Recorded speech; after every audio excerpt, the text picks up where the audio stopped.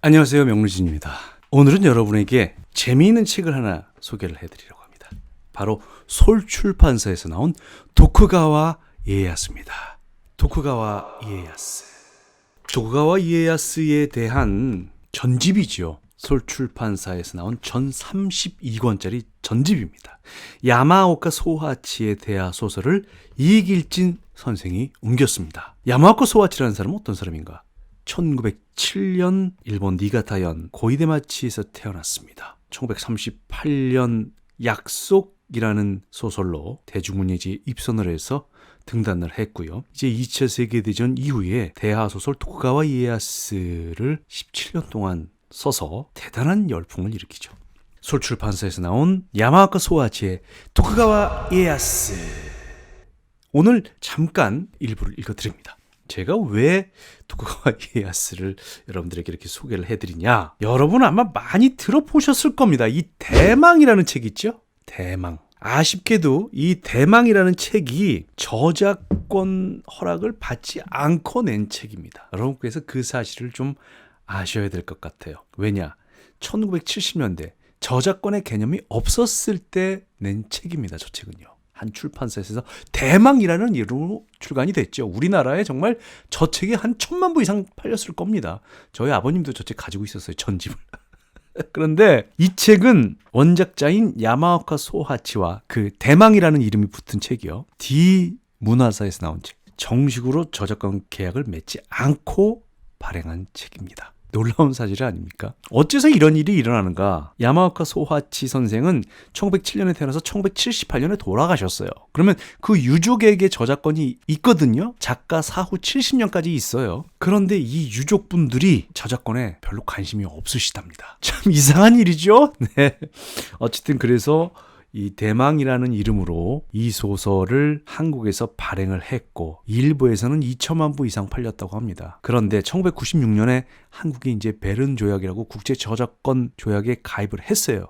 그러면 그 이후에는 발행을 하면 안 됩니다. 그 이전까지 만든 거는 그냥 인정을 해줘요. 그 이전까지 만든 거 다 팔면은 그만 만드세요 했는데 이 문화사가 2005년에 대망을 재출간하고 2015년에 또 양장본까지 출간을 합니다. 그러면 안 되죠. 그러면 안 됩니다. 그래서 재판을 가게 됩니다. 솔출판사는 문화사에 새로 출간한 대망에 대해서 형사소송, 민사소송을 제기를 했고요. 그래서 1919년에 문화사의 고모 대표에게 징역 8년에 집행유예 1년, 벌금 1,000만 원의 유죄 판결이 내려졌습니다. 그 이후에 항소심은 진행 중이라고 합니다만은 수백만 부, 수천만 부 팔고 벌금 100만 원 할만하죠? 아니 근데 이렇게 양심 없이 책을 불법 해적 출판물로 내면 안 될 것 같습니다. 자, 그래서 이제 정식으로 유족과 출간 계획을 한 게 이 책이랍니다. 도쿠가와 이에야스. 대망을 읽지 마시고 이 책을 읽으세요. 이 책은 그야말로 도쿠가와 이에야스의 선조 때부터 어머님 아버님 때부터 이렇게 이 얘기가 내려와서 일생을 그린 대역작인데 32권을 다 소개해드릴 수는 없고 제가 그 중에 한 대목을 여러분들에게 읽어드리겠습니다. 어떤 대목이냐면요. 이 도쿠가와 이에야스가 태어나던 날 아주 애기였던 시절에 그 도쿠가와 이에야스를 보러 많은 사람들이 옵니다. 일가 친척도 오고 그 다음에 도쿠가와 이에야스의 아버지인 히로타다라는 젊은 성주지요. 도쿠가와 이에야스의 할아버지는 일찍 돌아가셨고 그 아들, 그러니까 아버지가 히로타다라는 사람인데 그가 다스렸던 시절 그 성 안의 무장들이 도쿠가와 이에야스를 보러 오는 새로 태어난 도련님에게 문안하러 오는 한 대목을 여러분들에게 읽어드리겠습니다. 상대의 목소리에서 술기운을 느낀 카메조가 허둥지둥 문 앞에 꿇어앉아 말했다. 어서 오십시오. 이런 무엄한 것들. 신파치로는 쩌렁쩌렁 울리는 큰 소리로 꾸짖었다. 타케치오님이 어리시다고 얕보고 마음대로 행동하다니 불순하게 짝이 없구나. 네 이름은 카메조라고 합니다. 카메조, 좋은 이름이로군. 이름을 봐서 오늘의 실수는 용서하겠다. 어서 도련님께 여쭤보고 오너라. 예. 카메조는 깜짝 놀라서 안으로 허둥지둥 들어가 아직 눈도 뜨지 않은 갓난아기와 오사다에게 구원을 청하듯 눈길을 보냈다. 원래 미카와의 중신들은 굳은 의지와 기계를 솔직하게 표현하는 것을 자랑으로 여겼다. 까다로운 이치는 덮어두고 주군에 대한 충성만을 추구했다. 문무의 두 토끼를 쫓는 자는 결국 한 마리도 잡지 못한다는 엄격한 교훈이 가풍이었다. 물론 그러한 생각은 어느 시대에나 해당되는 것은 아니었다. 다만 자나깨나 전쟁뿐인 난세에는 문무 양쪽에 모두 뜻을 두다가는 결국 양쪽 다 실패로 끝나고 말 것이었다. 오늘을 살면서 내일을 모르고 그동안 회의할 틈조차 없는 것이 실정이라면 인생을 단순하게 이해하고 오로지 무를 연마하는 것이 전쟁터에서 살아남는 비결이었다. 그 가운데서도 오쿠보 일족은 굳은 의지로 소문나 있었다. 단순한 부하로 사는 것이 가장 안전하며 활개를 펴고 개성을 드러낼 수 있는 길임을 깨닫고 있었다. 이러한 오쿠보 일족 중에서도 가장 무법자로 통하는 신파치로가 술 냄새를 풍기며 찾아왔기 때문에 두 유모가 얼굴을 마주보며 움츠러드는 것도 무리가 아니었다. 어서 여쭙지 못할까? 다시 신파치로는 소리쳤다. 도련님께서는 기분이 좋으신가? 카메조는 난처하여 넌지시 오사다에게 귀띔을 했다. 오사다는 고개를 끄덕이고 갓난아기 발치에 두 손을 짚었다. 도련님께 여쭈겠습니다. 카미와다의 오쿠보 집안에서도 무용으로 이름나신 신파치로님이 새해 인사를 드리기 위해 오셨습니다. 어떻게 하오리까? 밖에서 듣고 있던 신파치로는 희죽 웃었다.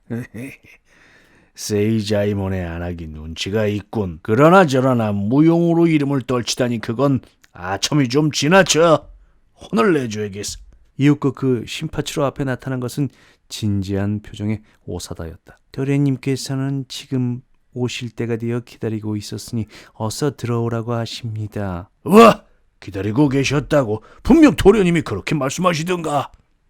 예. 놀라운 일이야. 태어나신 지 열흘도 안 되어 그런 말씀하시다니 놀라워. 예, 보현보살의 화신이어서 그러신 것 같습니다.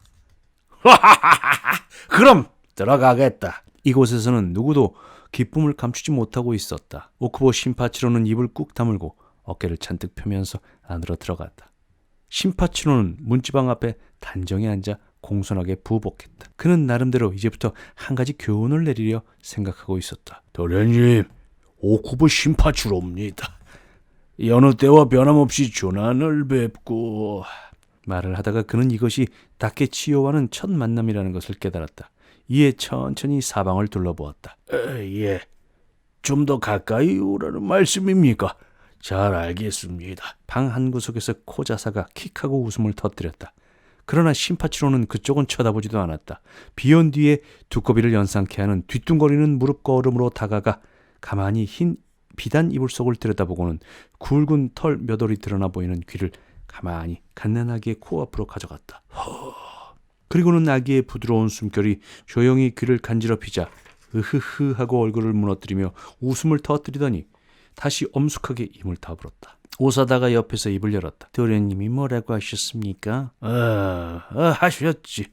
엄밀한 말씀인 것 같겠네. 귀를 가져간 거야. 그런데 웃다니 이게 무슨 고얀 짓이냐? 어머, 당치도 않았습니다. 아무도 웃지 않았습니다. 아니야, 웃었어. 이 신파치로는 잘 알고 있어. 속으로는 틀림없이 웃었어. 그렇지 않습니다. 기뻐서 웃는 얼굴을 그렇게 오해하시더니 곤란합니다. 뭐? 기뻐서 웃는 얼굴?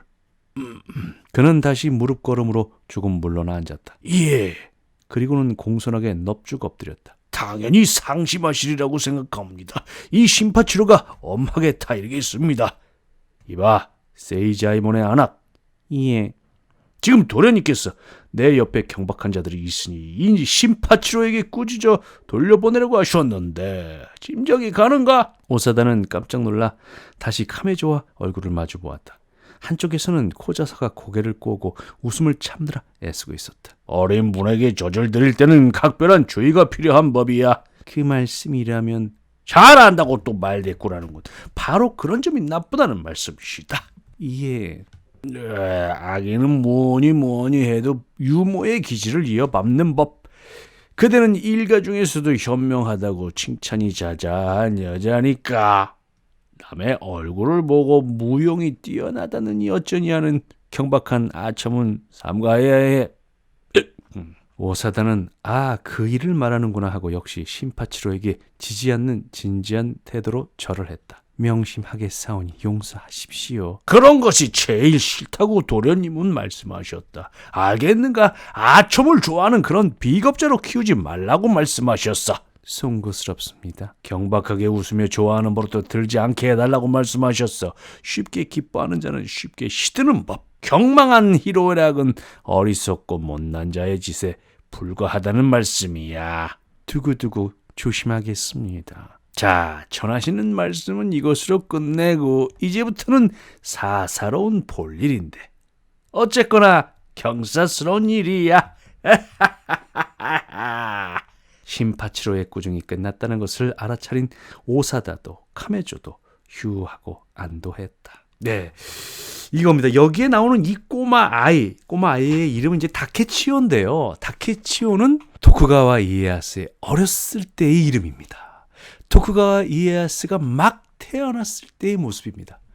그의 아버지, 젊은, 지금 한 18살, 19살밖에 안 돼요. 이 도쿠가와 이에야스가 태어났을 때의 그 부친이 그를 호위하는 늙은 무장들이 하나하나 와서 도쿠가와 이에야스에게 이렇게 문안을 드리는, 말도 안 하는 이제 태어난 지 열흘 된 아이에게 무장 할아버지들이 와서 마치 말귀를 알아듣는 것처럼 귀도 기울이고 또 이런 말씀을 하셨다고 말을 전하는 아주 재미있는 좀 코믹스러운 그런 부분입니다. 지금까지 여러분들이 대망이라고 알고 계셨던 전집, 그 책은 해적판입니다. 저작권 보호 못 받는 거고요. 정식 계약 안 한 거니까 그런 책 보지 마시고요. 도서관에서도 그런 거 빌리지 마시고 요 책을 사서 보십시오.